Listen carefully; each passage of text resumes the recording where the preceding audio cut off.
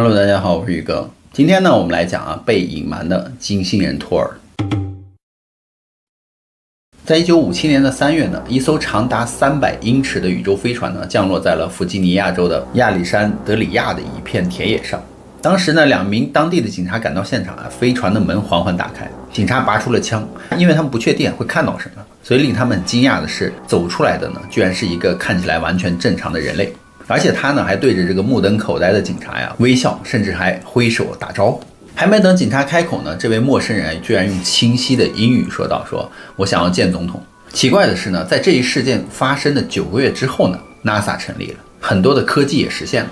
这是关于访问者托尔的故事。在1957年的秋天呢，苏联发射了第一颗斯普特尼克1号和2号，这是人类历史上首次进入轨道的人造卫星。这让美国当时措手不及嘛，因为美国的民众对苏联可能从太空中发动攻击呢，当时感到恐慌，而美国军方呢，则对苏联先进的技术呢感到尴尬。艾森豪威尔当时要求采取行动，于是，在1958年的1月呢，美国试图发射先锋1号卫星作为回应，但是火箭在起飞后不久呢爆炸了。太空竞赛呢，对美国来说当时并不顺利。美国总统要求国会立刻成立一个机构来指导美国的太空活动。同年的7月呢 ，NASA 就成立了。尽管苏联在太空的成就上领先，但是没过多久呢，美国就迎头赶上并超越了苏联。然而这一切呢，都离不开 NASA 以及其带来的技术飞跃。那 NASA 帮助发明了魔术贴、冷冻干燥技术、泡沫床垫、太阳能电池、智能手机摄像头，甚至健身器材。而 NASA 拥有超过2600项的专利，并衍生出了2000多种商业产品。这些技术的飞跃发展呢是非常快的，甚至有些人可能怀疑会说这些技术的进步呢，他们来的有点太快了。而托尔的故事呢，或许就能够提供一些答案。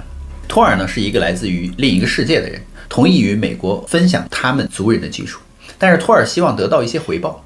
在1957年的3月呢，帕利安德鲁·伯德呢，他是传奇的海军上将理查德·伯德的侄子，正在五角大楼的办公室里，他是蓝皮书计划的高级官员。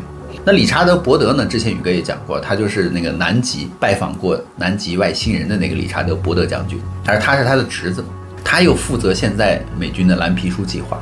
那该计划呢是1952年至1969年间研究 UFO 的绝密军事项目。大约呢早上8点30分伯德就接到了亚历山德里亚警局的紧急电话。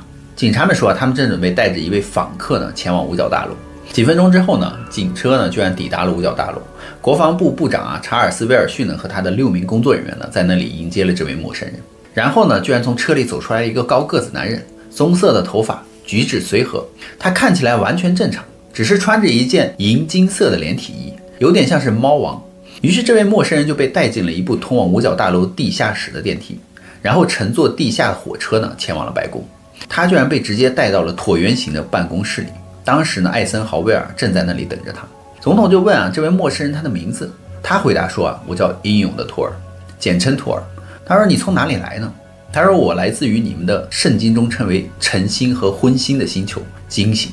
当时总统就说金星。托尔回答说是的先生。总统要求其证明，于是托尔就提出了带总统去看他的飞船。总统提议呢，我们先坐下来谈谈，到时候再去。托尔首先表示呢，地球已经被默默观察了数千年了，但是随着原子弹的发明呢，托尔的人民呢决定介入，所以托尔呢是由一个高级委员会派来的，而这个委员会呢代表了一个跨越多个星球和多种智慧生命的治理机构，有点像是星际迷航中的联合国。而托尔说呢，高级委员会呢可以帮助和解决地球所有的问题，而且呢他呢正是来提供帮助的。于是这个总统就邀请托尔留在五角大楼作为他的客人，托尔也同意了。总统还邀请托尔呢参加新泽西州海布里奇霍华德蒙格斯家族举行的一次会议。这是一次由研究人员和科学家小组组成的小型聚会，他们为总统提供关于 UFO 的建议。托尔呢再次同意了，并表示呢他希望带上他的其他船员。于是在那一次会议上呢，就发生了一些意想不到的事情。一名叫做奥古斯特·罗伯茨的年轻空军摄影师呢，就拍下了托尔和他船员的照片。由于托尔和他的船员在会议上呢，他们穿上了普通人的衣服，当时是因为军方希望想要检测他们穿的这个宇航服的质量，他们称之为奇迹宇航服。尽管这套衣服呢足以覆盖一个6英尺高的人，但它的重量却只有6盎司，包括一双靴子在内。而且呢，他们的宇航服还坚不可摧。他们用枪射他，倒硫酸，使用激光，用那个钻石的钻头割他，都无法穿透他们宇航服的布料，甚至无法在上面留下任何的痕迹。这些呢是在新泽西州的海布里奇的霍华德门格的家族会议上拍摄的照片，大家可以看一下，这就是托尔和他的船员的照片了。看起来呢就很像是一个普通人嘛，但是呢他们长得又非常的精神感觉，包括呢唐吉尔和安东尼亚，这些名字听起来呢其实并不像金星人。但是在这次会议上呢，托尔告诉总统啊，他们是如何可以帮助解决世界问题的，比如说饥饿啊、治疗疾病啊、结束所有的战争啊。但是他们需要所有的拥有核武器的国家呢都解除核武装。但是艾森豪威尔就回答他们说啊，人类还没有做好准备接受如此剧烈的改变，应该目前是做不到的。这时候呢，托尔就意识到他无法独自完成使命，他需要一个思想开放的地球人呢来帮助他说服世界的领导人。这个人呢将与英勇的托尔呢密切合作3年，他的名字呢叫弗兰克·斯特兰奇博士。那弗兰克博士呢是一名著名的 UFO 研究员、作家、神学家，拥有心理学、哲学、犯罪学的各种博士学位。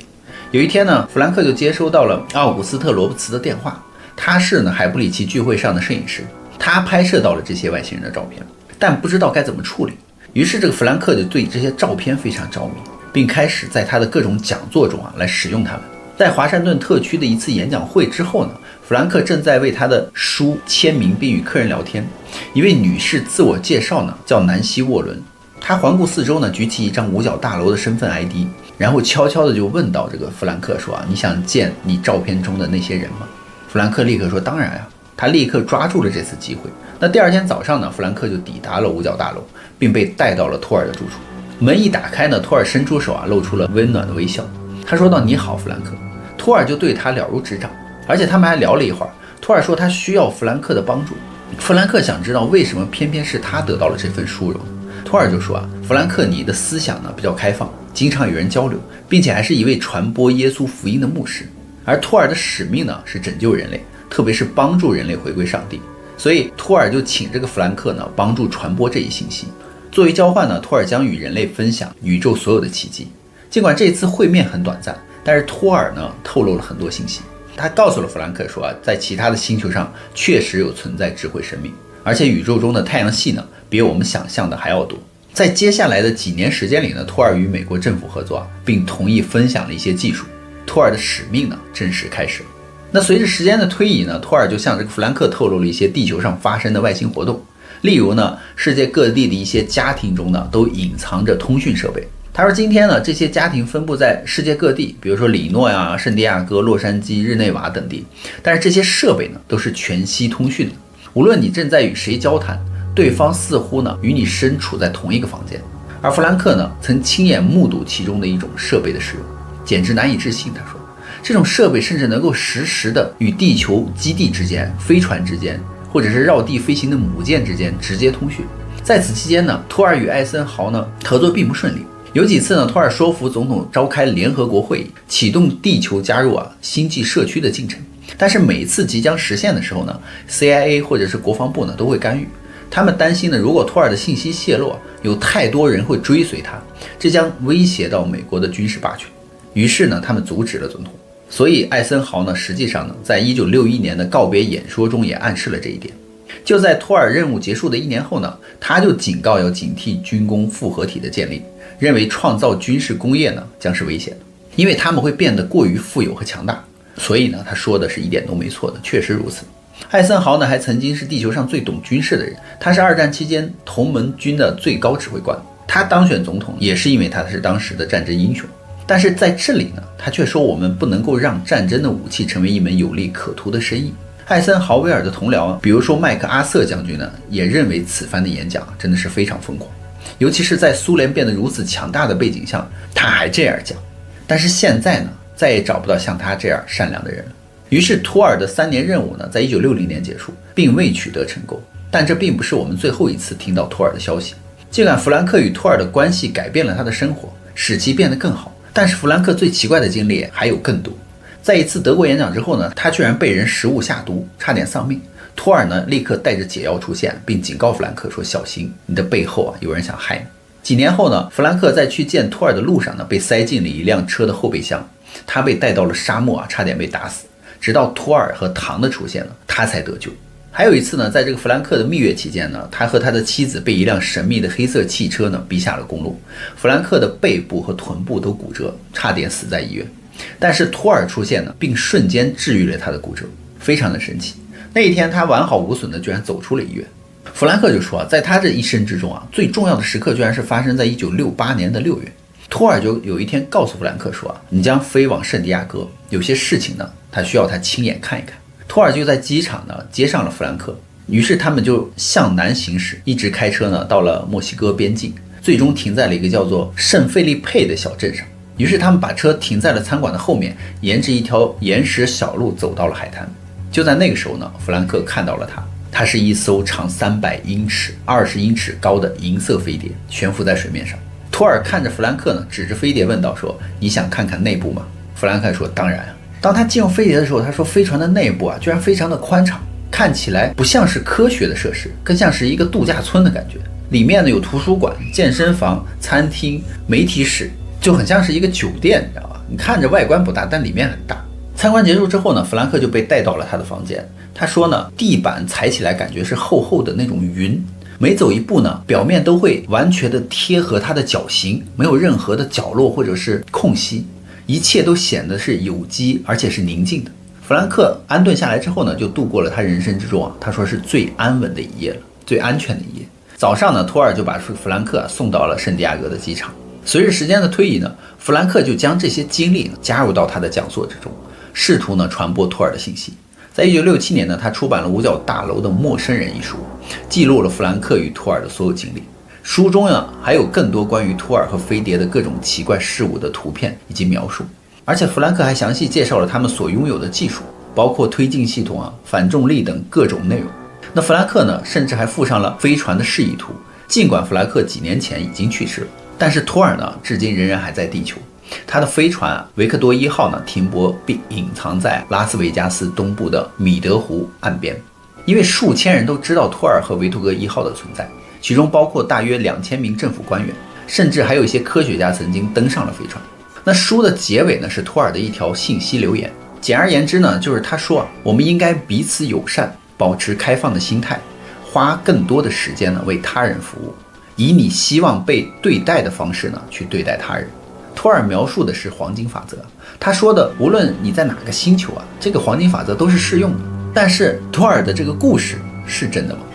首先，英勇的托尔的整个故事都来自于斯特兰奇的书《五角大楼的陌生人》。该书呢位于1967年出版，但是托尔在10年前就已经出现了，也就是说1967年的前10年就已经出现了。但是在此期间，弗兰克出版了很多关于 UFO 的书籍，甚至制作了几部关于 UFO 和外星人的纪录片，但他却从未提到过托尔也许他是在等待合适的时机再讲出这个故事吗？还有那些外星人的照片，我们不知道，他可能是外星人团队为美国总统提供建议的照片，也可能是一些人在团聚烧烤时随机拍摄的照片嘛。因为没有人站出来声称认识照片中的任何人，所以呢，我们也无法证明他们的真实性。但是呢，我们也不能够完全的否定他们。虽然这个故事非常离奇，但是在弗兰克40年的讲座生涯之中呢，关于英勇托尔的故事呢，从未动摇过。自那以后呢，许多人冒出来声称认识英勇的托尔，甚至自称是英勇的托尔。但是托尔呢，关于友善、多花时间为他人服务、保持开放心态的信息，这些呢，都是我个人相信的。而且以我们希望被别人对待的方式对待他人，这一点我们都应该相信。而且这个故事呢，有个讽刺之处，就是你越是嘲笑英勇的托尔，结果呢，却越需要他，越希望他是真的。所以大家觉得呢？那么好了，故事呢，宇哥也就讲完了。别忘了订阅关注宇哥的频道，看后续更多精彩内容哦。拜拜。